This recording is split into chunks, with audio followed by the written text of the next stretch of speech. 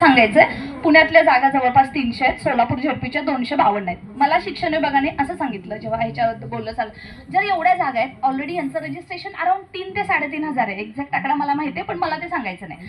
मग एवढ्यात मग ह्यांना काय म्हणायचंय की यांना मी जागा नाही देणार, मग केंद्र स्तरावरच्या का भरायच्या? केंद्र स्तरावरती आताही असं चालत होतं ना, हे चालूच राहील. ह्यामुळे यांना या जागा द्यायच्या नाहीत. पण सर, यांनी आम्हाला एक आश्वासन द्यावं, कुठल्याही संस्था आमच्याकडून एकही रुपया घेणार नाही हे आश्वासन द्यावं. गरज नाही आम्हाला केंद्र स्तरावरच्या जागा भरायच्या, कारण टेबला खालून ओपन सिक्रेट आहे की कशा पद्धतीने इंटरव्ह्यू राऊंड होतो.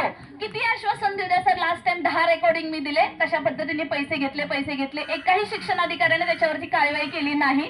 हे ऑनलाईन लाईव्ह मध्ये मी तुम्हाला सांगते, तर मी वकील आहे, मला माहितीये कुठलंही बोलत असताना त्याला थोडंसं असतो, मग हाच गोंधळ आहे. यांच्या जागा भरतात ते सर, जागा पण फार आहेत, जेवढे उमेदवार नाहीत तेवढ्या जागा आहेत, पण मग त्या संस्थेवरती गेल्यावरती पैसे घेणार. एवढ्या दिवस ह्यांनी वाट बघायची आणि ते झाल्यावरती नंतर ह्यांनी अजून म्हणजे घेतील की नाही मी सांगू शकत नाही. बऱ्याच अशा चांगल्या संस्था आहेत की नाही घेणार, पण मग आम्हाला आश्वासन का? बरं, मुख्यमंत्र्यांपासून त्या गाजावाजा केला, आम्ही पहिल्यांदा महाराष्ट्रात एवढी मोठी शिक्षक भरती भरतोय. भुसे प्रत्येक त्यांच्या अधिवेशनामध्ये एकच होतं, तुम्ही पाहिलं का?